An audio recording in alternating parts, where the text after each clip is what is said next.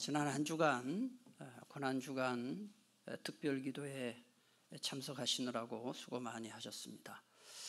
하루 일 마치고 밤에 쉬어야 할 시간에 하루 이틀 아니고 매일 이렇게 나와서 기도한다는 게 쉬운 일이 아닌 줄 압니다. 저도 이렇게 밤마다 낮에 또 일하고 밤에 나와서 기도 참석하고 하다 보니까 육체가 참 피곤하다는 것을 많이 느낍니다. 여러분들 잘 견디시고 피곤을 감수하고 나오셨는데 육체는 피곤하지만 신앙적으로는 하나님께서 큰 은혜 주신 줄로 믿습니다. 특별히 주차 봉사해 주신 분 감사하고 또 찬양 또 반주해 주신 분들 방송 또 봉사해 주신 분들 감사를 드립니다. 내일 모레 이번 주일은 기독교 절기 중에 가장 큰 절기인 부활주일입니다. 그래서 1년에 주일날은 새벽 기도가 없는데 유일하게 딱 한 번 새벽 기도를 부활주일에 합니다. 그래서 이번 주일은 부활주일을 새벽 기도회로 모이는데 시간을 오전 7시로 이렇게 정했습니다. 그래서 이번 주일에는 우리 여러분 본인뿐만 아니라 우리 자녀들, 손주들 같이 데리고 함께 와서 새벽기도 참석하시기 바랍니다. 어릴 때 부모님과 함께 또 할머니, 할아버지와 함께 이 새벽기도 나오는 것은 아이들에게 100마디 말하는 것보다 더 큰 신앙의 교육이 됩니다. 저도 가만히 생각해 보면 초등학교 때 할머니, 또 부모님 손잡고 옛날에는 우리 어르신들이 부활절 새벽기도 나갈 때 다 흰 소복을 입고 그렇게 나갔어요. 왜 흰 소복을 입고 새벽기도 갔는지 아세요? 예수님이 돌아가셨으니까 그 장례 부활하신 줄 모르고 흰 소복을 입고 간 거예요. 그런데 예수님이 부활하신 거죠. 그래서 이번 주일에는 다 흰 소복을 입고 나오라 그러면 한 명도 안 입고 나올 것 같습니다만은 원래는 그랬습니다. 그래서 새벽에는 흰 소복 입고 나오고 부활주일에는 한복 입고 그리고 예배 드렸어요. 옛날에는 다. 그래서 혹시 마음에 감동이 있는 분은 새벽에는 흰 소복 입고 나오고 부활주일에는 뭐죠? 예쁜 한복 입고 나오고 그러면 좋을 것 같은데 좋을 것 같아요. 그래서 특히 연세 드신 분들은 옛날에 그런 좋은 전통이 있었어요. 그게 참 신앙적으로 참 마음에 지금도 제 마음속에 그 모습이 지금도 생생합니다. 특별히 우리 중직자 여러분들 부활절 새벽기도 빠지지 말고 나오시고 교회학교 교사 되시는 분들도 우리 아이들에게 좀 본이 됐으면 좋겠습니다. 광고를 드렸습니다마는 이번 주일은 부활주일 겸 또 무슨 일입니까? 온 가족 예배로 드리기 때문에 11시 예배로 드리고 그리고 오후 예배가 없어요. 그리고 모든 부서 모임이 없습니다. 이 이야기를 왜 하느냐? 새벽 기도 나오면 피곤할까 봐 못 나올 이유가 없다 하는 거예요. 왜? 오후 예배도 없고 부서 모임도 없고 예배하면 딱 드리면 되거든요. 그러니까 사람이 핑계를 살려고 그러면 한도 없어요. 마음이 중요합니다. 그러니까 이번 주일 새벽에는 꼭 오셨으면 좋겠습니다. 예수님이 십자가에 못 박혀 돌아가시면서 7마디를 남기고 돌아가셨어요. 그래서 십자가에서 남기신 7마디를 가리켜서 가상칠언이다 그렇게 말하죠. 그래서 오늘 이 시간에는 예수님의 가상칠언 중에 맨 마지막으로 하신 말씀에 대해서 은혜를 나누고자 합니다. 오늘 본문 46절 보시면은 예수께서 큰 소리로 불러 이르시되 아버지 내 영혼을 아버지 손에 부탁하나이다 하고 그 다음 같이 읽겠습니다. 이 말씀을 하신 후 숨지시니라 그랬어요. 그러니까 예수님께서 이 세상에서 맨 마지막으로 하신 말씀, 그게 무슨 말씀이냐? 아버지, 내 영혼을 아버지 손에 부탁하나이다. 이게 예수님의 맨 마지막 말씀이에요. 사람이 죽으면서 무슨 말을 하고 죽느냐가 굉장히 중요하지요. 그 유언이라고 하잖아요, 보통. 예수님은 아버지, 내 영혼을 아버지 손에 부탁하나이다 라고 말씀하시고 돌아가셨어요. 그래서 교회사의 위대한 위인들 중에서 상당히 많은 사람들이 예수님의 이 모습을 보고 감동을 받고 자기도 죽을 때 이렇게 하면서 죽은 사람들이 굉장히 많아요. 여러분이 잘 아시는 사도 초대교회 7 집사님 중 한 분인 가장 유명한 집사님 누구죠?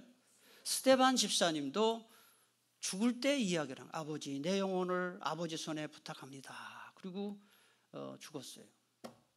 그 다음에 사도 요한의 제자이자 요한계시록에 나오는 소아시아 7교회 중에 한 교회인 서머나 교회의 주교였던 그 학신학자였던 폴리카르포스도 이 기도를 하고 죽었어요. 주 4세기 최고의 신학자이자 주후 16세기 종교개혁자인 마르틴 루터와 장 칼뱅에게 큰 영향을 미친 대신학자 아우구스티누스도 이 기도를 하고 죽었어요. 그 다음에 15세기의 체코의 종교개혁자인 얀 후스라는 분도, 16세기 종교개혁자인 독일의 마르틴 루터도, 그 다음에 17세기 영국의 목회자이자 저자인 존 버년이라는 분, 세계에서 성경책 다음으로 많이 팔린 책인 철로역정의 저자인 존 버년도 죽을 때 이 말을 하고 죽었어요. 제가 지금 6명을 얘기했어요. 예수님 말고도 6명, 대표적인 사람만 6명을 이야기했어요. 그래서 저는 나도 죽을 때 이렇게 죽어야 되겠다. 저도 그렇게 생각해요. 그래서 죽을 때 내 주변에 저희 아내가 옆에 있겠죠. 제 옆에. 저희 아내랑 약속했어요. 나 죽은 다음에 죽으라고. 저희 아내, 그 다음에 우리 애들, 그 다음에 우리 손주들 쫙 옆에 있겠죠. 그러면 제가 애들 손 한 번씩 다 잡아주고 축복기도 해주고 나 먼저 간다. 그러고 아버지, 내 영혼을 아버지 손에 부탁하나이다. 그리고 꽥 하고 죽으려고 그래요. 그게 내 기도의 제목이에요. 얼마나 멋있겠어요. 그리고 유족들이 얼마나 은혜가 되겠어요. 예? 여러분들도 그러고 죽으면 참 좋겠다 싶어서 연습 한번 하겠습니다. 이게 연습하지 않았는데 갑자기 죽을 때 이 생각이 안 나요. 기분 나쁘게 뭐 죽는 연습을 하냐 그러지 마시고 죄송합니다. 죄송합니다. 은혜가 되는 거잖아요. 한번 이렇게 해보세요. 죽을 때 하나님께 기도한다 생각하고 저를 한번 따라하세요. 아버지, 내 영혼을 아버지 손에 부탁하나이다. 근데 죽을 때 이렇게 힘이 셉니까? 목소리가 목이 막 갈랑갈랑 하겠죠. 자, 한번 괜찮습니다. 한 번만 더 연습을 하겠습니다. 아버지, 내 영혼을 아버지 손에 부탁하나이다. 할렐루야. 생각만 해도 참 은혜로워요. 죽을 때 그러고 죽으면 참 얼마나 좋겠나 하는 거예요. 영화에 보면은 그렇게 죽는 사람보다는 자녀들에게 부디 내 원수를 갚아다오. 그거 내 원수를 갚아다오. 그러고 죽는 사람하고 아버지, 내 영혼을 아버지 손에 부탁하나이다 하고 죽는 거하고는 이게 차원이 다르잖아요. 그래서 오늘 예수님께서 마지막으로 남기신 말씀이 우리에게 무슨 교훈을 주는가, 거기에 대해서 함께 말씀을 나누고자 합니다. 첫째로 예수님이 마지막으로 기도할 때 누구를 불렀습니까? 금방 잊어버렸죠? 아버지라고 불렀어요. 하나님을 아버지라고 불렀어요. 이게 우리에게 무슨 교훈을 줍니까? 하나님은 우리 아버지다 하는 거예요.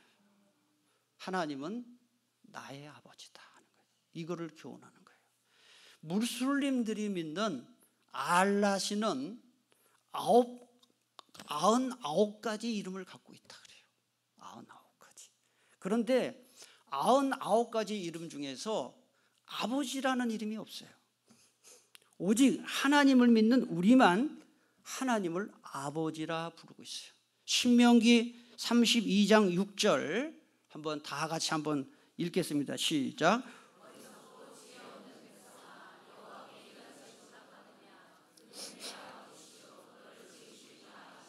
그는 하나님은 누구라 그랬어요? 네 아버지가 아니냐 그랬어요. 구약 성경에서도 하나님은 네 아버지다 그랬어요. 예수님이 이 세상에 오셔서 3년 동안 많은 설교를 행하셨어요. 그 중에서 예수님의 설교는 다 주옥 같은 설교지만은 예수님의 설교 중에서 가장 보배로운 설교라 그래서 산 위에서 하신 설교다 그래서 산상수훈이 있어요. 마태복음 5장부터 7장까지예요. 예수님은 마태복음 5장부터 7장까지 산상수훈 중에서 하나님을 아버지라고 17번 불렀어요. 17번. 그리고 예수님이 십자가에 못 박혀 돌아가시기 전날 밤 마가 요한의 다락방에서 최후 만찬을 하시면서 제자들에게 하나님을 가리켜서 45번이나 아버지라고 불렀어요. 구약 시대에는 사람들은 하나님을 감히 아버지라 부르지 못했어요. 기껏해야 이스라엘의 아버지, 온 우주의 아버지 이렇게는 불렀지만 나의 아버지, 우리의 아버지 이렇게 못 불렀어요. 그런데 예수님께서 하나님을 아버지라고 부르신 이후부터 이제 예수 믿는 모든 사람들은 하나님을 아버지라고 부를 수 있게 된 거예요. 요한복음 1장 12절 영접하는 자, 곧 그 이름 예수님의 이름을 믿는 자들에게는 하나님의 자녀가 되는 권세를 주셨으니 할렐루야. 예수님의 이름을 부르는 모든 자에게는 하나님의 뭐가 된다 그랬나요? 자식이 되는 거예요. 자식이. 그러니까 하나님을 뭐라고 부르는 건가요? 아버지라 부르는 거예요. 제가 몇 번 얘기했어요. 내가 구원받은 사람인가 구원받지 못한 사람인가 가장 쉽게 알 수 있는 방법 중에 하나가 뭐냐? 하나님을 아버지라 부를 때 내 마음에 평안이 있고 하나님을 아버지로 부르는 것이 자연스럽게 느껴지면 구원받은 거예요. 그건 틀림없어요. 그런데 하나님을 아버지로 부르는 것이 이상하다, 하나님을 아버지로 부르도 전혀 마음에 평강이 없다, 구원받지 못한 거예요. 하나님을 아버지로 부른다는 것은 엄청난 사건입니다. 그래서 우리가 예수님께서 우리에게 가르쳐 주신 기도, 주님께서 가르쳐 주신 기도 맨 앞에 보면 하늘에 계신 뭐라 그럽니까? 우리 아버지요 그랬어요. 그래서 여러분 기도할 때 가장 성경적인 기도 시작할 때 가장 성경적인 기도 시작은 하나님 아버지라고 부르는 거예요. 공동기도 매 주일마다 하는데 유심히 보신 분은 알 거예요. 공동기도문 맨 앞에 하나님 아버지라고 항상 불러요. 그래서 사실은 우리가 주님 하고 부르는데 사실 이것도 좋은 기도지만은 사실 제일 좋은 기도는 개인 기도 하실 때 하나님 아버지라고 부르는 것이 가장 성경적이에요. 따라합시다. 성부 하나님께 예수님의 이름으로 성령님의 능력으로 그렇게 기도하는 게 가장 성경적이다 이 말입니다. 맨 앞에 하나님 아버지께 예수님의 이름으로, 누구의 능력으로? 성령님의 능력으로. 그래서 하나님을 아버지로 믿고 고백하는 사람만이 기도할 수가 있어요. 여러분 누구에게 기도합니까? 하나님 아버지께 기도하잖아요. 하나님을 아버지로 믿는 만큼 기도가 간절해지는 거예요. 기도할 때 기도가 간절하지 않은 이유 중에 하나가 누구냐? 하나님 아버지께 기도한다는 의식이 없으면 기도가 간절하지 않아요. 여러분 학교 등록금이나 학원비를 남이 아버지에게 달라고 하는 자식이 있나요? 없잖아요. 고민을 남이 아버지한테 가서 고민을 털어놓는 아이가 있나요? 그건 정상이 아니죠. 자기 아버지께, 자기 아버지한테 고민 털어놓고 뭐 생활비 달라고 하는 것이요. 예?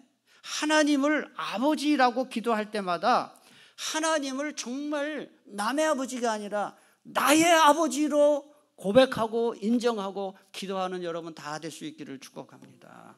입으로는 하나님을 아버지라 부르지만은 삶 속에서는 하나님을 아버지로 모시지 않고 사는 사람들이 적지 않아요. 그러니까 전능하신 하나님을 아버지로 모시고 살면서도 무능하게 사는 거예요. 왜요? 하나님의 전능을 나의 전능으로 초청하는 방법은 하나님을 아버지로 부르는 방법밖에 없어요. 기도가 무엇입니까? 나는 무능하지만 전능하신 하나님께 기도할 때 전능하신 하나님 아버지께서 무능한 자식에게 도와주시는 거예요. 그게 기도란 말입니다. 그래서 우리가 항상 기도할 때는 내가 믿는 하나님 아버지는 전능하신 분이다, 하나님은 뭐든지 할 수 있는 분이다라는 사실을 믿고 기도해야 돼요. 여러분, 걱정이 너무 많으면 기도 잘 안 됩니다. 저는 그걸 압니다. 너무 걱정이 많으면 입이 딱 닫혀요. 기도문이 막혀버려요. 어느 정도지, 걱정도 어느 정도지, 걱정이 너무 많으면 기도하고 싶은 마음은 있는데 막상 하려고 하면 그냥 기도가 딱 닫혀요. 저는 분명히 말씀드립니다. 기도문이 딱 막힐 때 30분 아니 1시간이라도 아버지만 불러도 하나님은 그 사람의 마음을 아시고 그 사람의 기도를 들어주시고 해결해 주셔요. 성경에 보면 예수님께서 중언부언을 하는 자마다 다 잘못된 기도한다. 근데 이 중언부언이라는 게 똑같은 말을 계속 반복하는 게 그게 무조건 중언부언이 아니에요. 어떤 분은 그것 때문에 그냥 기도할 때 주님 또는 아버지 이렇게만 기도하는 것은 기도가 아니라고 생각하는 사람이 있어요. 그건 잘못된 생각이에요. 예를 들어서 지금 너무 마음이 괴로워요. 뭐 기도할 힘이 없어요. 그럴 때 할 수 있는 기도는 아버지 하고 더 이상 기도할 게 없잖아요. 그러면 그게 기도 안 한 거냐 이거죠. 1시간을 그냥 아버지만 부르고 가더라도 그 사람의 그 자식의 마음을 우리 아버지 하나님은 다 아신다 이 말이죠. 그래서 여러분들이 기도가 너무 되지 않고 기도문이 꽉 막힐 때는 아버지만 찾다 가도 기도 잘하고 간 거예요. 그거는 잘못한 거 아니에요. 절대로. 중요한 것은 정말 아버지를 마음으로 고백하고 찾느냐, 이게 중요한 것이지 계속해서 무언가를 얘기해야 기도 잘하느냐, 절대 그렇지 않습니다. 우리 하나님은요, 우리가 자식이기 때문에 딱 보면 알아요. 뭐 때문에 지금 고민하는지. 그래서 이 시간 여러분 하나님을 찾을 때 아버지로, 남의 아버지가 아니라 나의 아버지로 하나님을 고백할 수 있기를 축복합니다. 두 번째로는 아버지 내 영혼을 아버지 손에 부탁하나이다 라고 기도하실 때 예수님은 자신의 운명을 하나님께 맡긴 거예요. 운명을 맡긴 거예요. 따라서 우리도 인생의 모든 문제를 하나님께 맡기며 살아야 된다는 거예요. 여러분 백날 걱정해봐야 아무 문제 해결되지 않아요. 흔들 의자에 앉아가지고 아무리 흔들어도 앞으로 나가지 않습니다. 네.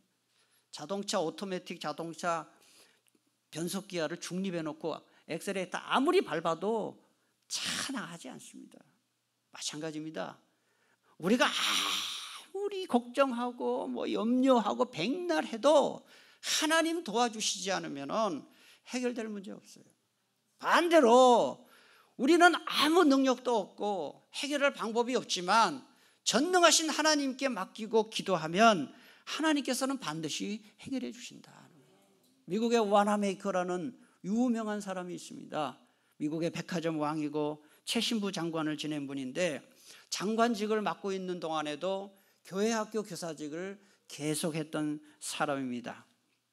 세계 곳곳에서 YMCA 이 운동을 주도해서 청년들을 신앙으로 이끌었고 1908년에는 우리나라 서울에 YMCA 건물을 지어준 분이 바로 와나메이커라는 분입니다.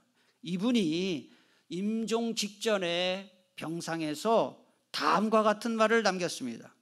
하나님 안에서 생각하고 하나님 안에서 노력하고 하나님 안에서 땀 흘리고 하나님을 신뢰하는 것이 내 인생의 표였고 내 인생의 전부였다.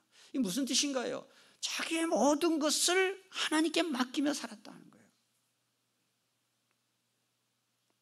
그럼 도대체 하나님께 인생을 맡기며 산다는 게 무슨 뜻인가? 크게 두 가지를 말씀드릴 수가 있습니다. 인생의 모든 문제와 염려거리를 하나님께 기도로 아뢰는 것이 문제를 맡기는 거예요. 예수님의 가상 치던 7마디 중에서 3마디가 기도예요. 예수님은 하나님이셨지만 사람이셨어요. 십자가에 못 박혀 돌아가실 때 엄청난 고난을 받으셨습니다. 평소에 기도를 많이 하신 분이 아니었다면 그 십자가에서 기도할 수 없었을 거예요. 교우들 중에 보면은 기도 왜 안 하세요? 라고 하면 나중에 어려운 문제 생기면 기도하겠다고 하는 분들이 있어요. 여러분, 평소에 기도하지 않는 사람은 어려운 문제 생기면 더 기도하지 않아요. 기도하지 않는 게 아니라 기도할 생각도 나지 않아요. 평상시에 기도하는 사람이 어려운 문제 생길 때 더 기도하지, 평소에 기도하지 않다가 어려운 문제 생기면 기도하겠다? 그거 쉽지 않아요. 은행에 평소에 저축을 해놓은 사람이 갑자기 큰 돈이 필요할 때, 목돈이 있을 때, 필요할 때 아무 염려 없이 도장 갖고 통장 갖고 찾아서 쓸 수 있잖아요.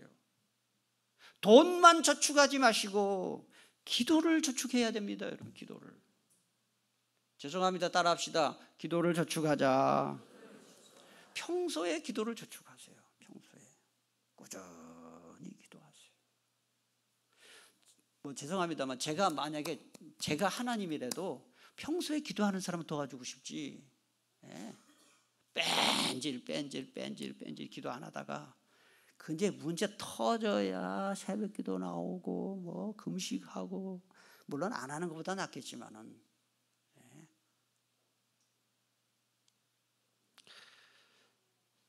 여러분, 아무 일 없을 때 기도하시기를 바랍니다. 아무 일 없을 때 평소에 기도하세요.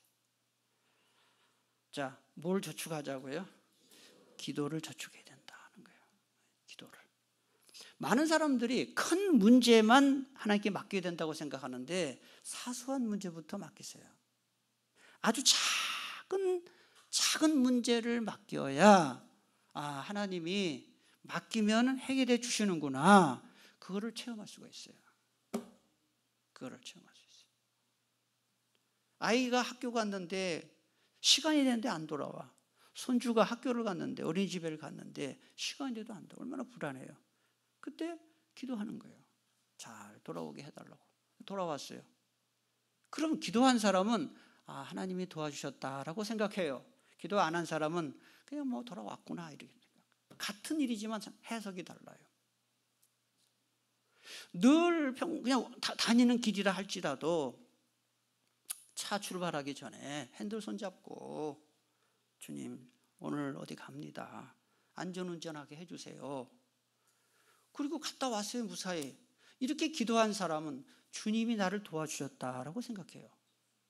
기도 안 하고 갔다 온 사람은 내가 운전 실력이 좋아서 이렇게 생각해요. 같은 사건이지만 해석이 달라요. 아침에 출근할 때, 학교 갈 때 기도하고 출근하고 기도하고 학교 가는 사람하고 그냥 가는 사람은 해석이 달라요. 해석이. 그러면 평소에 작은 기도 습관을 통해서 하나님의 도우심과 하나님의 보호하심과 인도하심을 체험한 사람은 큰 문제가 생겼을 때도 자연스럽게 기도할 수가 있어요. 왜요? 평소에 기도하면 응답하시는 것을 자기가 체험했기 때문에. 저는 이야기를 수도 없이 제가 한 것 같습니다만은, 저도 운전면허 딴 지 오래됐죠. 굉장히 오래됐죠. 91년인가 92년에 면허 땄으니까요.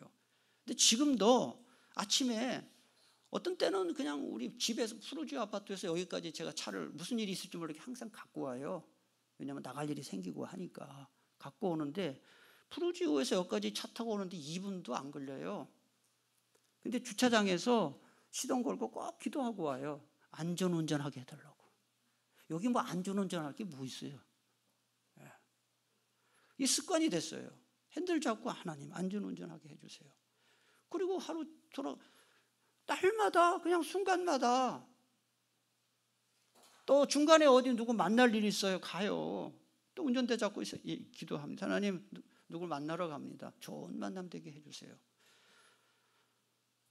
작은 일을 가지고 기도할 때 저는 분명히 믿어요. 하나님은 다 들어주신다. 작은 문제도 기도한 어린아이와 같은 마음을 갖고 기도할 때 그 기도 들어주신다. 여러분이 뭐 열심히 돈 벌고 열심히 직장 생활하고 열심히 사업해서 잘 될 것 같아요? 택도 없는 소리. 택도 없는 소리 하지 마세요. 주님이 길을 열어주셔야 길 열립니다. 애들 학원 100개 보내보세요. 대학 못 가요. 학원 1개, 2개 가도 주님이 도와주시고 지혜 주시면 좋은 대학 갈 수 있어요. 왜 하나님께 안 맡기세요? 작은 일도 하나님께 맡기셔야 돼요. 큰 일만 맡기지 마세요. 오늘 밤에 여러분 하나님 주일날 새벽 기도 나오게 해주세요. 그 기도도 하세요. 분명히 안 나올 거거든. 깨워주셔야 나오거든. 작은 기도지만 저는 그 기도 할 거예요. 새벽에 다 잠 깨게 해달라고 할 거예요. 작은 것 같지만 하나님께 맡겨야 하나님이 도와주시고요. 그래서 큰 문제가 생기면 어떤 생각이 딱 드냐, 어떤 어려운 일이 딱 생겼어요. 평소에 기도 많이 했어요. 작은 일도 기도했어요. 그럼 어떤 배짱이 생기냐, 기도하면 되지. 할렐루야. 평소에 기도한 사람이 이런 배짱이 생기는 거예요. 기도하면 되지 뭐. 기도하면 되지. 그리고 하나님께 맡긴다는 것은 인생의 위기를 당할 때마다 말씀을 붙잡는 거예요. 말씀을.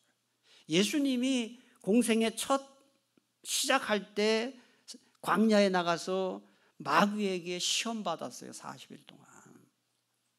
그랬을 때 사탄이 3가지 시험할 때마다 예수님께서는 사탄을 어떻게 물리쳤는지 아세요? 기록되었으되 구약 성경에 이런 기록이 있다 하고 말씀으로 사탄을 물리쳤어요. 우리도 예수님처럼 평소에 말씀을 묵상하는 사람만이 이렇게 인생의 위기를 당할 때 말씀으로 어려움을 이길 수가 있다 이 말이죠. 오늘 여러분 그 46절 한번 다시 잡으세요. 예수께서 큰 소리로 불러 이르시되 아버지 내 영혼을 아버지 손에 부탁하나이다. 이 말씀은 구약 성경에서 예수님이 인용하신 거예요. 한번 찾아보겠습니다. 어디 나오는지. 시편 31편 5절 찾아보세요.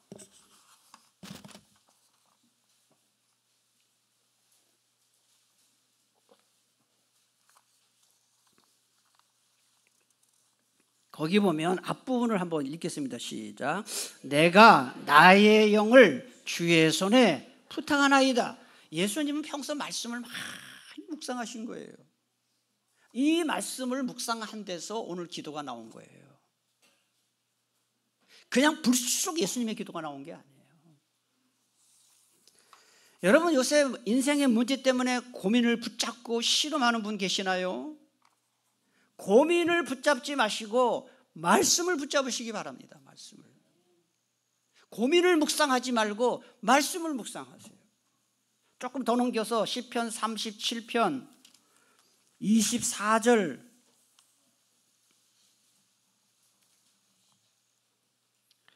같이 한번 봉독합니다. 그는 넘어지나 아주 엎드러지지 아니함은 여호와께서 그의 손으로 붙드심이로다. 아멘. 하나님께서 하나님의 손으로 넘어지지 않도록 저와 여러분을 붙들어 주시는 줄로 믿습니다. 이런 말씀을 자꾸 붙들어야 돼요. 어려움 당할 때 하나님 넘어져도 아주 자빠지지 않게 해주세요. 일어나게 해주세요. 걱정을 묵상하지 말고 말씀을 묵상하시기 바랍니다. 걱정을 붙들지 말고 말씀을 붙드십시오. 말씀을. 자, 이제 마지막으로 예수님께서 아버지 내 영혼을 아버지 손에 부탁하나이다 라고 기도하실 때는 자신의 죽음을 통해서 구원 사역을 이루실 것을 맡긴 거예요. 죽음을 맡긴 거예요. 따라서 우리도 하나님을 믿는 사람만이 소망 가운데 죽을 수 있다 하는 것을 보여주는 겁니다. 공지영 씨라는 소설가가 있습니다. 그분이 쓴 소설을 기초로 우리들의 행복한 시간이라는 영화가 만들어졌어요. 그 영화 중에 보면 사형수들을 대상으로 교정 사역을 하는 수녀님이 있었어요. 수녀. 그 수녀님이 한 사형수에게 물었어요. 당신은 무엇이 가장 두렵습니까? 사형수에게. 사형수들만 있는 그 시설에 가서 수녀님이 돌보는 일을 하는데 당신은 무엇이 가장 두렵습니까? 그랬더니 한 사형수가 저는 아침이 두렵습니다. 그랬어요. 왜 그랬을까요? 매일 아침마다 혹시 오늘이 내 인생의 마지막 날이 아닌가?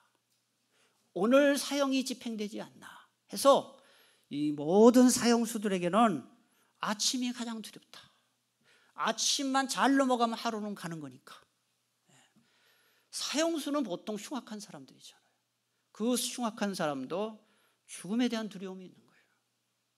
지금은 죽었지만은 북한의 김일성이도 생전에 하루라도 더 오래 살고 싶어서 세계 최고의 의사들을 초청해서 정기적으로 건강진단을 받았대요. 그리고 평양에 자신을 위한 장수연구소를 설치해서 건강관리를 열심히 했어요. 김일성이 그래도 오래 살았죠. 지금 김정은이는 오래 못 살 것 같아요. 김정은이 지금 몇 살입니까? 굉장히 지금 뚱뚱하고 병이 많대요. 그 할아버지처럼 좀 관리를 잘 해야 되는데 어쨌든 그래서 이 김일성이는 장수연구소 운영을 했는데 그래서 건강에 도움이 되는 약초를 캐기 위해서 소년단들을 다 동원을 하고 물도 저기 남극의 빙하 밑 200m에서 뽀올린 천연수를 매일 먹었대요. 모스크바를 통해서 평양으로 공수해서 마시기도 했다 그래요. 그래서 과연 살았나요? 끝까지 죽었잖아요. 아무리 건강관리를 해도 죽음을 막을 수 있는 사람은 이 세상에 아무도 없습니다. 그러나 하나님을 믿는 사람에게는 죽음이 두려움이 없어요. 왜요? 영원한 소망이 있잖아요. 천국의 소망이 있잖아요. 나이 많은 어르신들에게 가장 큰 소원이 뭐냐 물어보면은 편안히 빨리 죽는 것이다. 그렇게 대답을 해요. 편안히 빨리 죽는 것이다 하는 거예요. 이 죽음에 대한 공포는 예수 믿고 구원받은 사람에게만 이 죽음의 공포를 극복할 수가 있어요. 저는 제 직업상 임종하는 교우님들을 수도 없이 봤어요. 돌아가시는 모습도 보고 돌아가신 다음에 입관할 때 보고 심지어는 자살해서 돌아가신 분도 보고 그 다음에 아기가 죽는 것도 보고 젊은 사람이 죽는 것도 보고. 그런데 예수 잘 믿고 죽은 사람을 보면은 한결같이 얼굴이 천사 같아. 천사 같아. 옛날에 어떤 분이 오랫동안 투병 생활하다 돌아가셨는데 화장을 했어. 화장. 그 불태우는 거 말고 얼굴에 화장을 했다고요. 야, 살아있는 것 같더라고요. 돌아가셨는데. 그러니까 예수 잘 믿고 죽은 사람은 얼굴에 평안이 있어요. 그래서 이 장의사들 중에 예수 믿지 않다가 그 죽은 사람들, 예수 믿고 죽은 사람들을 보니까 다 얼굴이 편안한 걸 보고 예수 믿은 장의사들도 많다 그러잖아요. 그러니 하나님을 잘 믿는 것은 죽을 때도 두려움이 없이 평안하게 죽을 수 있다는 거예요. 여러분, 잘 태어나는 것보다 중요한 것은 또 잘 죽는 거예요. 태어나는 건 내 마음대로 안 되지만은 잘 죽는 것은 자기 책임이에요. 신앙생활 잘 하는 것이 평안히 죽는 비결이에요. 오늘 제가 설교 소두에 말씀드린 대로 여러분도 예수님처럼 죽을 때 아버지, 내 영혼을 아버지 손에 부탁하나이다 하고 모든 것을 주님께 맡기며 소망을 하나님 나라에 품고 인생을 마감할 수 있기를 축복합니다. 기도하겠습니다. 오늘 주신 말씀 붙들고